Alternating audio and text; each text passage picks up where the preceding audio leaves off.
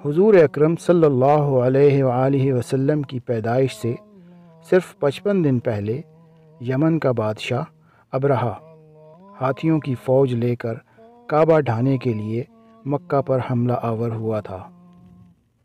اس کا سبب یہ تھا کہ ابرہہ نے یمن کے دارالسلطنت صنعا میں ایک بہت ہی شاندار اور عالی شان گرجا گھر بنایا اور یہ کوشش کرنے لگا کہ عرب کے لوگ بجائے خانہ کعبہ کے یمن آ کر اس گرجا گھر کا حج کیا کریں۔ جب مکہ والوں کو یہ معلوم ہوا تو قبیلہ کنانہ کا ایک شخص غیظ و غضب میں جل بھن کر یمن گیا اور وہاں کے گرجا گھر میں پاخانہ کر کے اس کو نجاست سے لت پت کر دیا۔ جب ابرہہ نے یہ واقعہ سنا تو وہ طیش میں آپے سے باہر ہو گیا اور خانہ کعبہ کو ڈھانے کے لیے ہاتھیوں کی فوج لے کر مکہ پر حملہ کر دیا، اور اس کی فوج کے اگلے دستے نے مکہ والوں کے تمام اونٹوں اور دوسرے مویشیوں کو چھین لیا۔ اس میں 200 یا 400 اونٹ عبد المطلب کے بھی تھے۔ حضرت عبد المطلب کو اس واقعہ سے بڑا رنج پہنچا، چنانچہ آپ اس معاملہ میں گفتگو کرنے کے لیے اس لشکر میں تشریف لے گئے۔ جب ابرہہ کو معلوم ہوا کہ قریش کا سردار اس سے ملاقات کرنے کے لیے آیا ہے تو اس نے آپ کو اپنے خیمہ میں بلا لیا، اور جب حضرت عبد المطلب کو دیکھا کہ ایک بلند قامت، روبدار اور نہایت ہی حسین و جمیل آدمی ہیں جن کی پیشانی پر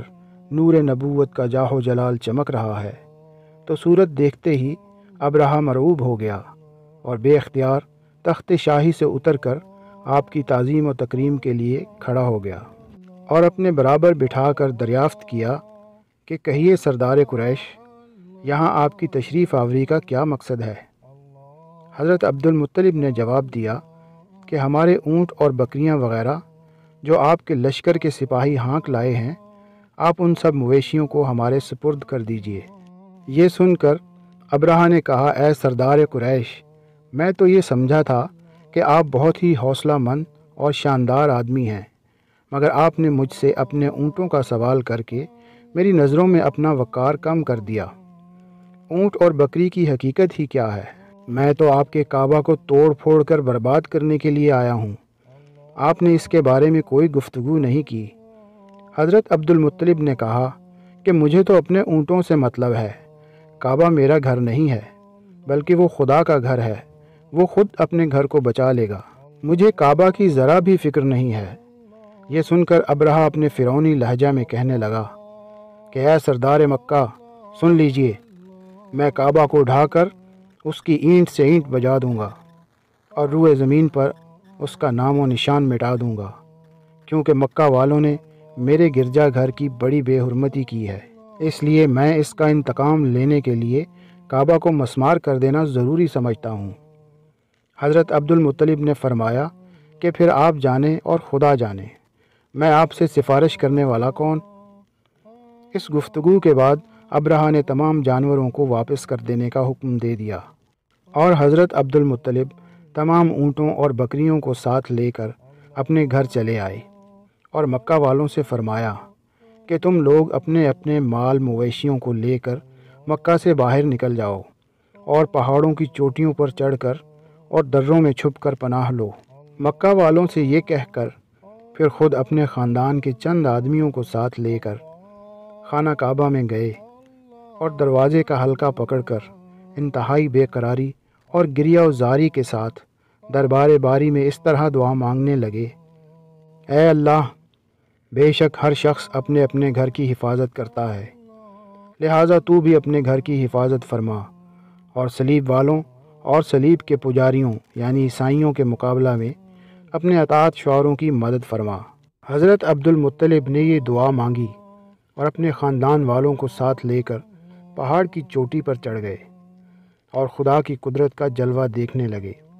ابرہہ جب صبح کو کعبہ ڈھانے کے لیے اپنے لشکر جرار اور ہاتھیوں کی قطار کے ساتھ آگے بڑھا اور مقام مغمس میں پہنچا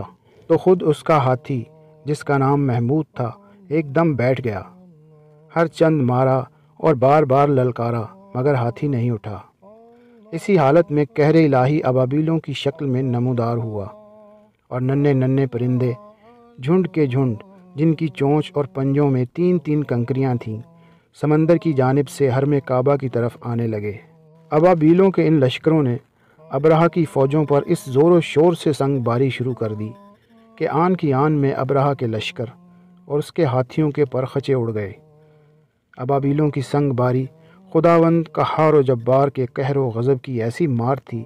کہ جب کوئی کنکری کسی فیل سوار کے سر پر پڑتی تھی تو وہ اس آدمی کے بدن کو چھیدتی ہوئی ہاتھی کے بدن سے پار ہو جاتی تھی۔ ابرہہ کی فوج کا ایک آدمی بھی زندہ نہیں بچا اور سب کے سب ابرہہ اور اس کے ہاتھیوں سمیت اس طرح ہلاک و برباد ہو گئے کہ ان کے جسموں کی بوٹیاں ٹکڑے ٹکڑے ہو کر زمین پر بکھر گئیں۔ چنانچہ قرآن مجید کی سورہ فیل میں خداوند قدوس نے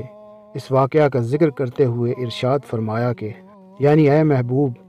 کیا آپ نے نہ دیکھا کہ آپ کے رب نے ان ہاتھی والوں کا کیا حال کر ڈالا؟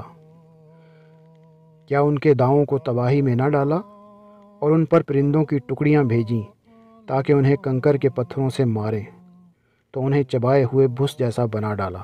جب ابرہہ اور اس کے لشکروں کا یہ انجام ہوا تو عبد المطلب پہاڑ سے نیچے اترے اور خدا کا شکر ادا کیا۔ ان کی اس کرامت کا دور دور تک چرچا ہو گیا اور تمام اہل عرب ان کو ایک خدا رسیدہ بزرگ کی حیثیت سے قابل احترام سمجھنے لگے۔ دوستو، ہمارے چینل کو سبسکرائب کرنا اور ہمارے چینل کی ویڈیوز کو اپنے پیاروں اور اپنے دوستوں کے ساتھ شیئر کرنا ہرگز نہیں بھولیے گا۔ اپنا اور اپنے پیاروں کا بہت خیال رکھیے گا اور ہمارے چینل کا بھی۔ اللہ نگہدار۔